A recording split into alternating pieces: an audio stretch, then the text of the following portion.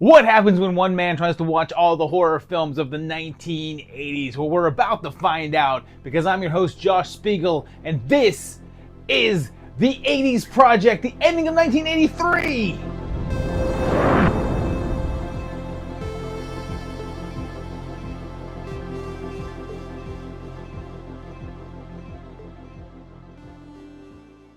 We did it! We did it! We're at the ending of 1983. This is the final episode of the year, and I'm very excited to cap off this year. The 83 was an interesting year because it was full of pretty fun movies and some of the more obscure ones, but it didn't really have any of those slam dunk movies. Although there was quite a few that were pretty darn good. So let's check out how this year ends and see if we get any last minute bangers.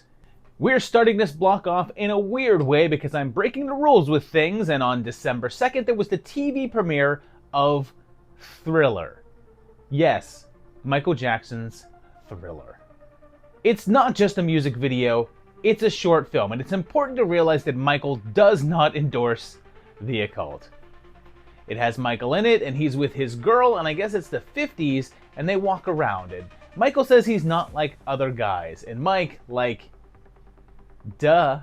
But then he transforms into a werewolf, and it's pretty spectacular with this transformation, and the ensuing wolf is pretty great and seems to just hate trees. F this tree in particular. Turns out that this is all just a movie though, and Michael and his girlfriend are actually just watching it. And hey, it's the popcorn meme. I'm not totally sure I get it though, because was it also supposed to be Michael and Ola on the screen? Were they watching their own movie? If so, why was she so scared? Didn't she make the movie? Or are they just two characters and aren't wow, that's weird, those people in the movie look just like us? It then goes into the music video portion of it all as they dance down the street, passing a graveyard, as that wonderful Vincent Price spoken word part kicks in and zombies rise to come after them. But oh no, Mike's actually one of them. And they do the dance. You know the dance. Everyone knows the dance. And this is one of the most known music videos of all time. And it's probably the only one that I'll cover on the project. But it's crazy just how big this thing was. The song was from Jackson's album called Thriller that had been out for a while, and this song was considered a novelty song, and they didn't intend to release it, but his manager suggested doing it. They contacted John Landis, and he was intrigued by the idea because it didn't have any helicopters in it. It was given a budget of $900,000, the highest of any music video so far, and they brought in American Werewolf's Rick Baker to do the effects. In case you're wondering what the deal with that text in the intro is, it's because Michael was, at the time, a Jehovah's Witness, and the organization leaders said that it was promoting demonology and threatened to excommunicate him. After a standoff, they eventually decided on putting up that disclaimer to make it very clear that Michael himself wasn't all about that evil, evil horror stuff. It had a huge debut, and even though the record had been out for over a year, the video shot it back up into number one, and it became the best-selling album of all time. Since then, it's taken on a huge acclaim, often called a mini-movie, and it's said that it's completely altered how people viewed music videos. It's frequently called the best video of all time, and the red jacket that Michael wore is instantly recognizable. And I don't know, how do I rate this? I mean, I guess it's a 4. As a music video, it's awesome and wonderful and totally iconic. In terms of an actual film or short film, it's lacking a bit since it's more in favor of the music than it is in telling a story, so I can't really give it the top scores. It's HCS, I have to give it a 4.5 though, because everyone knows this song, this video, and it had a major impact on both the music world and also horror. Should you watch it? Yep, and do the dance. You know you want to.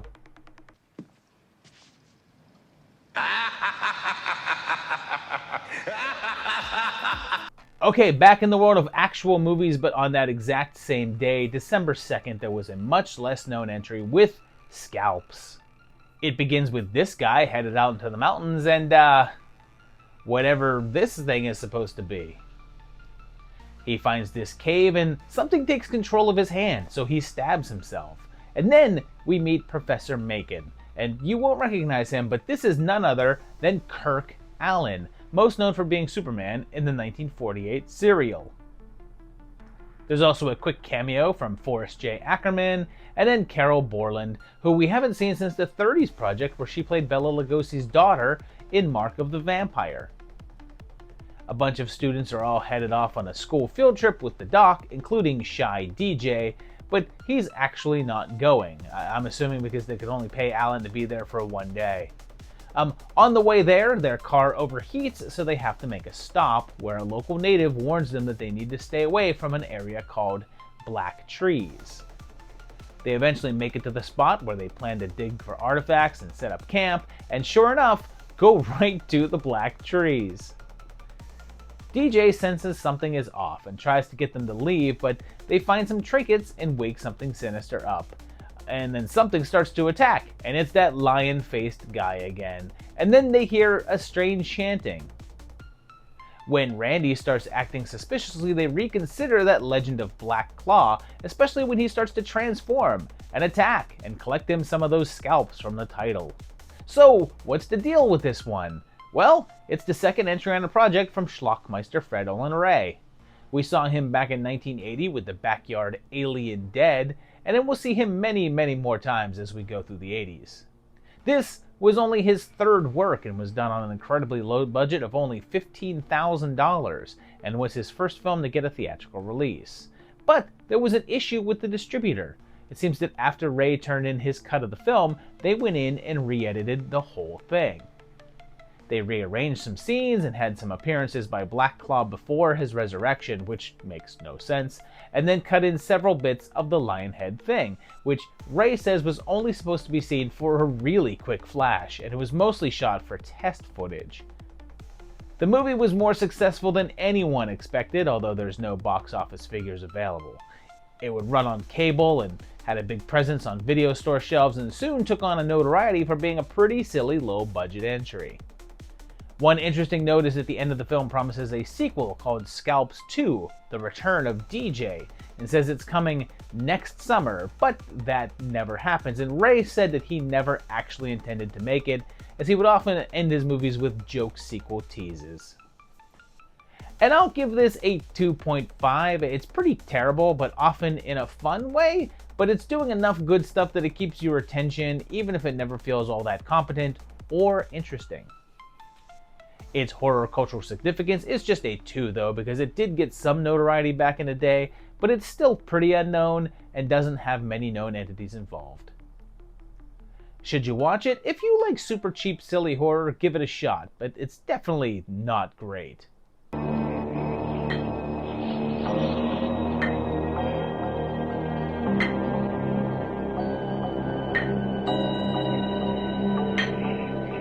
One week later, on December 9th, we got what is likely our highest profile release for this block with the arrival of Christine. It begins in 1957 on an auto assembly line as a wave of cars come out to the tune of Bad to the Bone.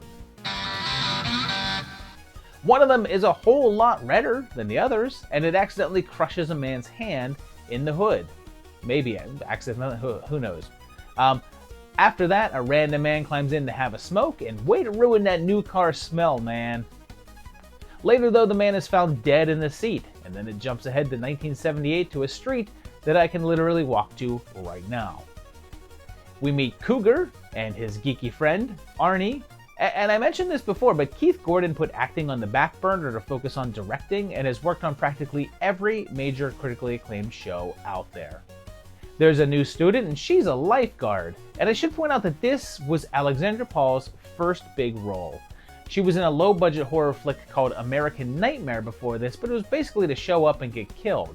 So this was her first role of consequence. Arnie is picked on by a group of bullies led by Buddy Repperton, played by William Ostrander, who we saw twice in this year, but over on the Sci-Fi Project. The jerks get into trouble, and on the way home, they spot that car from the intro for sale on the side of the road. Arnie is instantly enamored and is told her name is Christine, so he buys her for $250. Because his parents won't approve, he has to store the car at the junkyard down the road, and he starts to fix her up. As he does so, his look and his attitude start to change, and he even starts dating Lee. But then, all hell breaks loose when the bullies find out where he's storing Christine, but decide to destroy her. But when the car is able to fix itself, it's time to get revenge. And yes, this is based on the hit Stephen King novel with the same name, which also came out in 1983.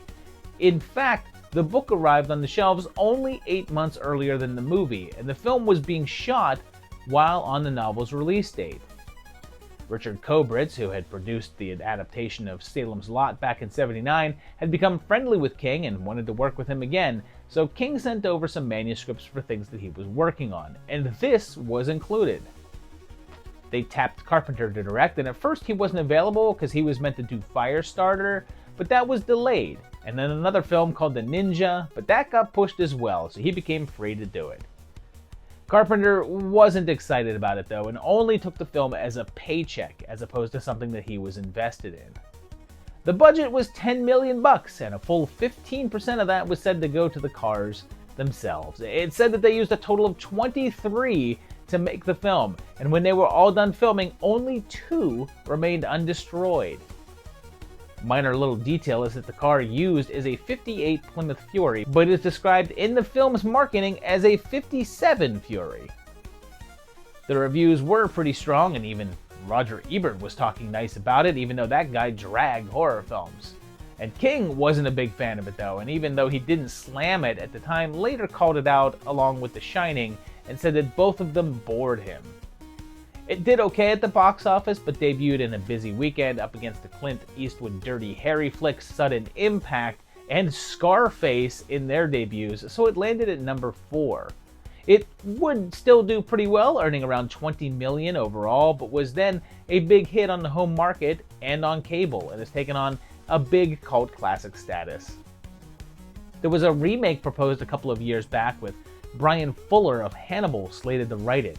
However, that was in 2021, and no one has spoken about it since then, so the project appears dead. And even though the idea of a remake doesn't sound awesome, I kinda wanted to see what Fuller would do with it. And I'm giving this a 4. Like, I know that people have criticisms of this one, and I get those, but I also love it. I think it's a tight story with some great characters, and that car is awesome.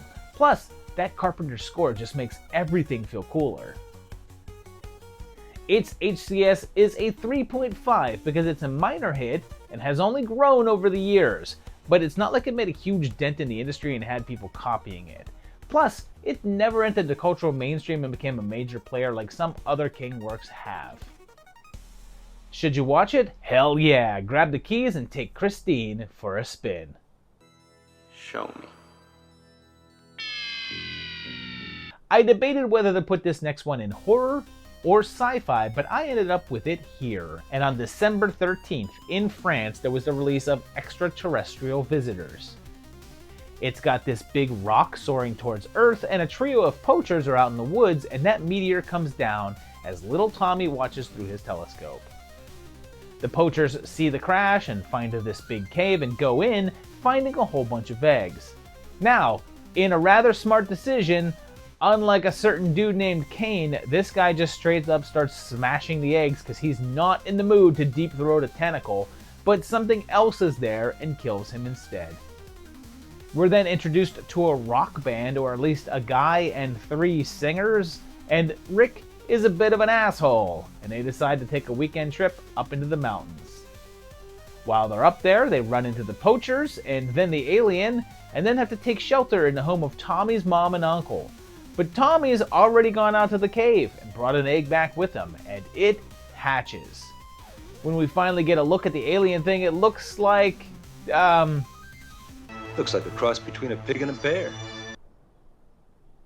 accurate. Meanwhile, the little thing grows fast, and Tommy calls it Trumpy, and the very next day, it's human-sized. In a scene that's oddly familiar, he then feeds it, but not pieces of Reese's, and instead it's Planters peanuts. And get ready for silly shenanigans as Tommy and Trumpy bond, with puzzles and Simon. Tommy, Did you hear me, Tommy?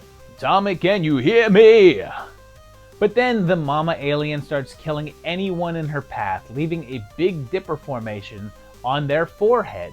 So, this one is actually from Juan Piquer Simon, and this is the man that appeared on the 82 Project with Pieces. What's funny is that his original script was a straightforward horror story about an alien coming down to Earth and then killing a bunch of people in the woods. However, after the massive success of E.T., the producers wanted something more like that and had him go back in, and they added all the Tommy and Trumpy stuff. Piquer wasn't happy about the changes though and didn't like the end result of the film because of them. Its release wasn't a big hit and it would end up taking on a whole bunch of different names.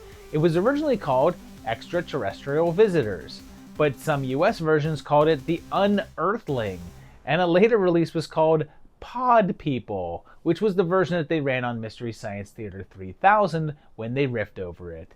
But then a UK company really went the distance with their release and just called it E.T. The Second Coming. And I'll give it a 2. I almost wish this movie was worse because the parts that are silly bad are fun, but for the most part it's just dull and not enough is happening.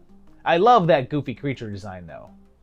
Its HCS is just a 1.5 since it's not discussed much and only has Simone attached to it, but I'll give it the 0.5 for having some MST3K notoriety. Should you watch it? Not without shadows in the corner of the screen.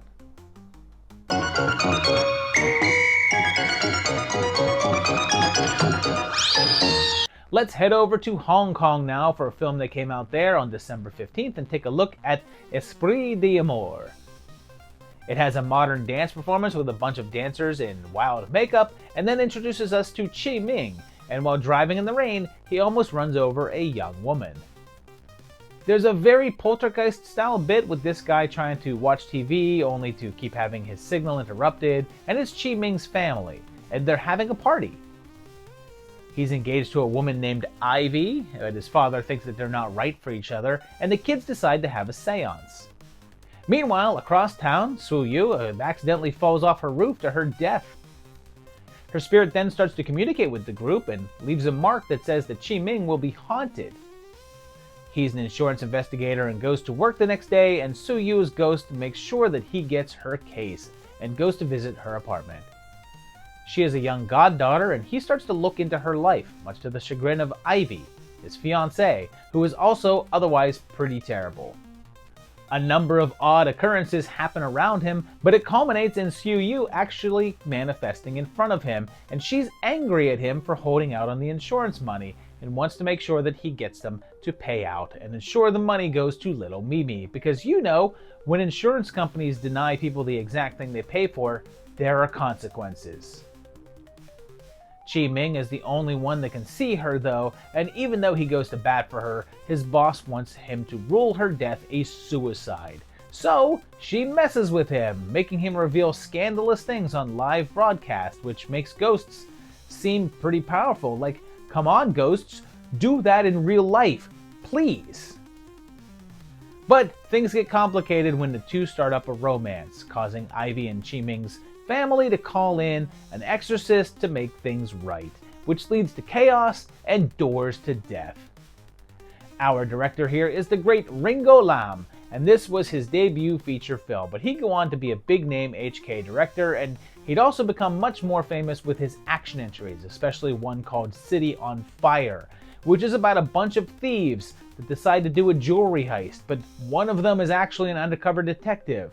But the heist goes wrong when one of the crew just starts shooting people, and as they escape, the cop accidentally shoots an innocent person, and it's crazy because it all ends up with them back at the warehouse in a four-way standoff, and hey, doesn't that sound like a great movie? I hope no one just rips that off and gets famous off of blatantly plagiarizing it.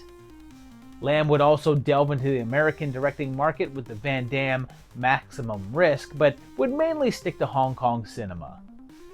This one did quite well over there, becoming a solid box office hit, and was even nominated for the Hong Kong version of the Oscars for Best Original Song. It would also earn a nice reputation and launch Lamb's career, even if he didn't much return to the horror or supernatural world. And this is nice. I'll give it a 3, but it's a bit standard. It's easy to see that Lamb has a good eye for story and visuals, but this script isn't giving us anything that we haven't seen. It's a fun bit of romance and comedy with decent ghost stuff, and it'll keep you entertained, but it likely won't stick with you. Its HCS is just a 1.5 since it's not very well known over here, but maybe more known overseas, although it gets a slight uptick for starting off the career of a well-known director. Should you watch it? It's not really essential, but it is a nice watch, and if you enjoy that mixture of HK comedy and horror with a dash of romance, and let's face it, light horror, it's worth it.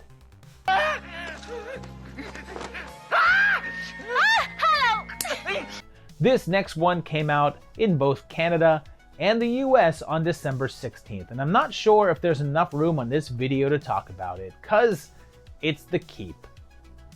It's set in 1941, and there's a group of Wehrmacht soldiers that roll into a small town in Romania, led by Das Boot, and their role is to guard the pass there. There's this big structure called The Keep, and Klaus goes in to check it out, only to find it inhabited by a man and his sons, who say that it's their job to stay and guard it. The local priest is Darnell, sporting a very different look here than he did just a couple of movies ago. That night though, bad things start happening when they start to pull apart this silver cross on the wall and find a passageway behind it. Whatever's back there kills them, which signals Scott Glenn in Greece. The Nazis continue dying, so Dean Keaton takes control and they start shooting villagers for no reason, saying they'll kill 5 of them every time that someone dies in the keep. Glaken makes his way to the keep, eyes shining all the way, but the Nazis pull in some of the villagers, including Magneto, to help decipher the writings in the keep. Things take a turn when the professor's daughter is attacked by a couple creepers and are both killed exploding head style, and Eva is carried back to safety by a smoke monster. It then restores Theodore's youth in exchange for his assistance. The villain is this big skull and muscles thing called Molasar, and he says that he can't leave without a talisman being taken out of the keep, and promises to destroy all of the Nazis if Theodore does it for him.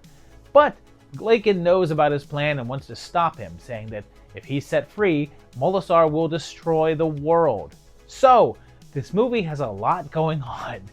It's both written and directed by Michael Mann, director of Thief, and creator of Miami Vice, and later director of Heat and Manhunter. He adapted it from a book of the same name from F. Paul Wilson from 1981. Due to some weather issues, the shoot was particularly tough and led to numerous delays and then needed reshoots, but that was just the beginning of its troubles. As they entered post-production, the visual effects supervisor, Wally Vevers, died, and no one knew his plans for the finale, and they had to start from scratch with a large amount of the VFX. Originally, it was meant to end with Molasar and Glaken battling atop the keep with tons of effects around them, but when things went over budget and time, they had to settle for a far more simplistic ending. Also, the original cut was a full 3.5 hours long, which Paramount immediately said no to. They asked Mann to chop it down to 2 hours long, which he did, but then test audiences didn't like it and called it dull, so they cut more and pared it down to 96 minutes against Mann's wishes. They cut so much out, plot holes and errors were created, and the release had to be pushed back 6 months. All in all, it cost around $6 million to produce, but had an even rougher time upon release. The reviews were middling, with most praising the visual aspects of the movie, but not so much the story. Audiences agreed that it only racked up around $4 million in ticket sales, marking it as a flop. The book version's author, F. Paul Wilson, was the most disappointed about the film version and even wrote a short story in which a writer places a voodoo curse on a film director that botched his story, and later helped create a comic book adaptation of his book, calling it the version that could have and should have been. Another weird bit is this film only exists on VHS, Laserdisc, and standard definition DVD.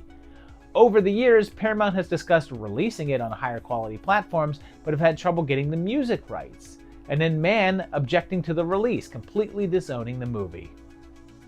Fans have lobbied for the release of the director's cut in the full 3-hour plus version, although to this date, it hasn't made it out. And I'll give this a 3. It's not that good, but I still kinda like it. It's just so pretty. It captures the whole 80s vibe, and it truly doesn't feel like anything else that was coming out at this time. Sure, it's pretty much nonsense in this shorter form, but I dig it anyway. Its significance is just a 2.5 though, since it is a little more known, if not actually seen, and has a notoriety to it, without ever being a well-known film. Should you watch it? I mean, even just to chill to that Tangerine Dream score, yes.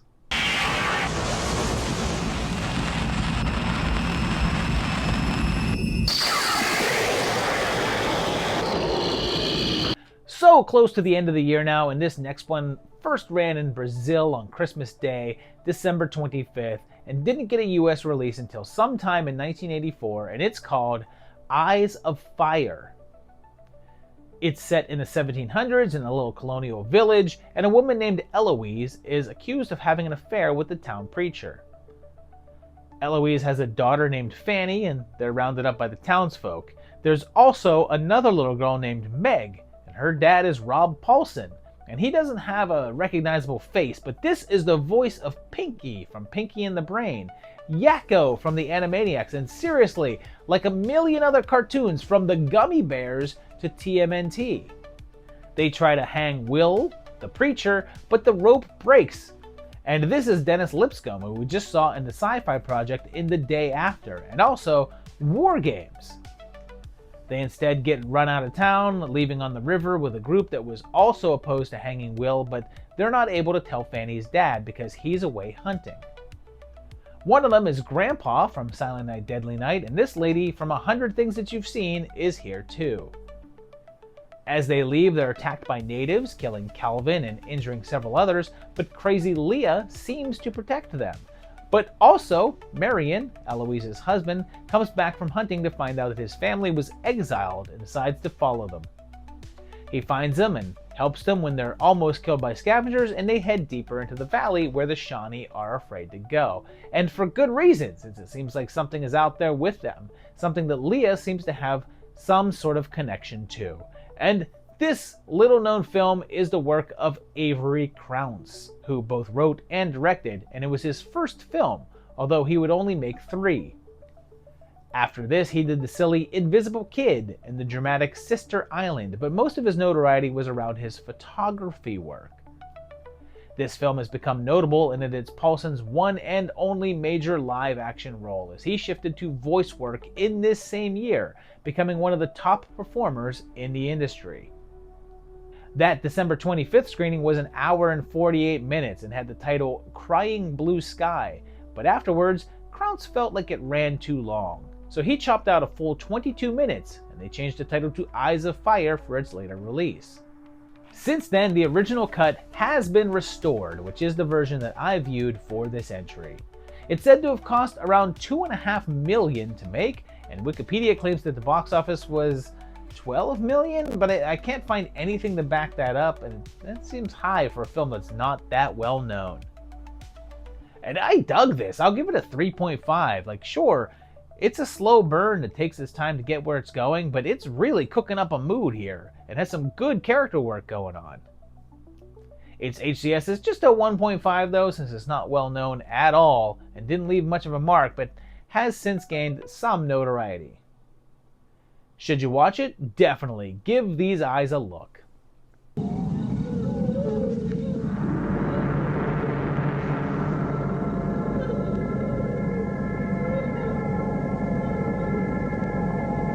Our year ends over in Hong Kong on December 29th for a film that wouldn't get a US release until much, much later, and it's Seeding of a Ghost.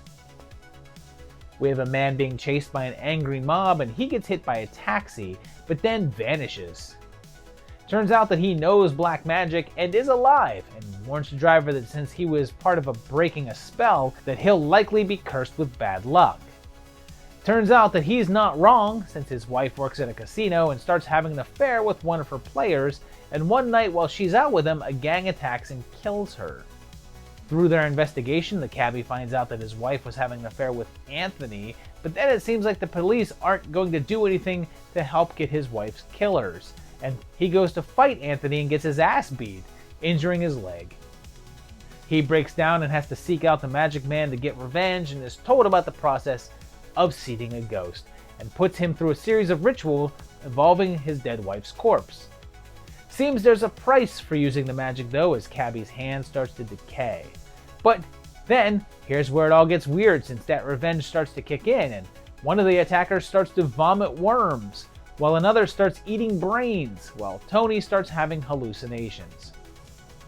Part of the spell seems to be making out with the rotting body, which makes Tony's wife get possessed, and take this giant matchstick and repeatedly ram him in the butt with it, which he takes to mean that she's under evil influences and not just Thursday at my house.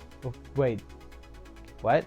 The thugs seek out another magic user, and she has a swastika on her head, but she's no Nazi, since it was a Chinese religious icon at one point and is still used in some temples today. But, you know, maybe don't use it now. I don't know, just don't.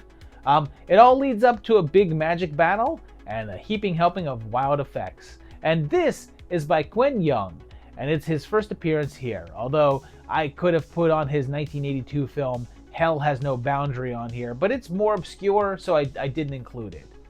This is another that was released by the Shaw Brothers, legendary kung fu film producers, and by this point they were branching into a variety of genres, like horror, and this ended up getting a bunch of attention from the cult horror fans and was traded on the bootleg market for quite a while. And if you're watching it for the first time, for the first half you're like, what's the big deal here? And then the second half happens and it just turns into a wild and crazy tentacle monster romp, and it's magic.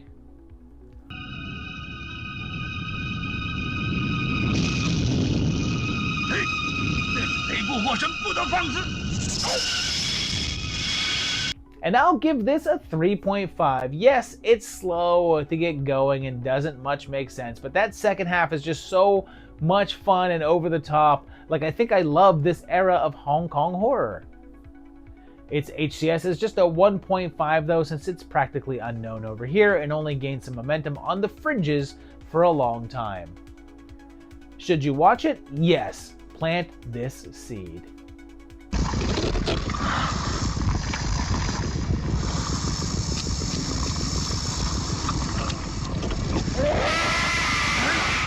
So there you have it, the ending of 1983. And my favorite one of this block, of this particular block, was probably Christine. I think so.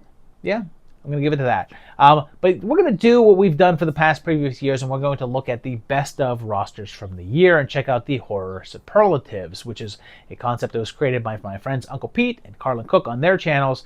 And we're going to look yearbook style, the best of this year. For best FX and gore, I'm going to give this one to The Deadly Spawn, mainly because of that monster. That thing is great, and, you know, for such a low budget, it looks amazing. For the best so bad it's good, I'm going to give that one to Suffer Little Children, a movie I hadn't seen before and was so pleasantly surprising because it is so terrible and yet so unbearably charming. For most WTF, I have to give that one to The Boxer's Omen. This movie is so strange, and yes, every 5 minutes it's giving you something even more bizarre, to the point that you don't know what you're watching, but you just know that you love it. With the most unique, I have to give that one to Videodrome. There's no other movie quite like it. It's really its own thing, and is such a unique and fun vision. For the most overrated, I'm going to give this one to Cujo. Like, I like Cujo, it's fine, but Cujo's not that great of a movie, and I feel like it gets talked about quite a bit. And yeah, I just feel like it's overrated. I don't think it sucks or anything like that. I still think it's a good movie, but it is overrated. For the most underrated, I'm going to give that one to Of Unknown Origin. This movie is actually really cool, really fun, has great performances, fantastic action and tension, and no one really talks about it, like, ever. And it's really worth watching. Check this one out. It's awesome. And finally, as the most amazing movie of 1983, there really wasn't as clear of a winner here as usual, but I'm giving this one to Psycho 2. I love this. This movie's great. It's so much better than you would have expected. When you're making a sequel to Psycho, I think there's a lot of potential to be terrible, but this was great. I'm not going to say it was as good as the original. There's no chance there, but it is awesome in its own right and my favorite movie of this particular year.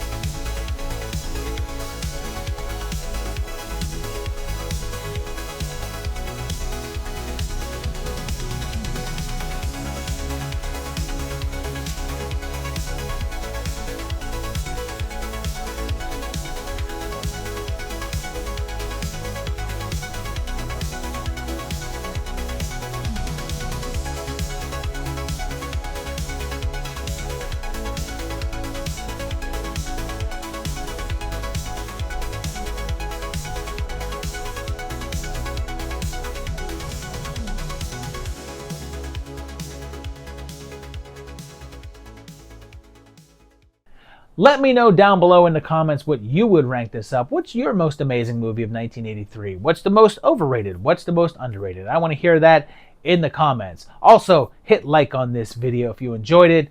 Hit the subscribe button if you enjoy the channel and want to keep on watching the project. And also check out patreon.com/movietimelines and help support this channel and help support this project, because we're going to keep on chugging along because we're done with 1983. It's done. And we're going to move on the very next episode to 1984 right here on the 80s Project.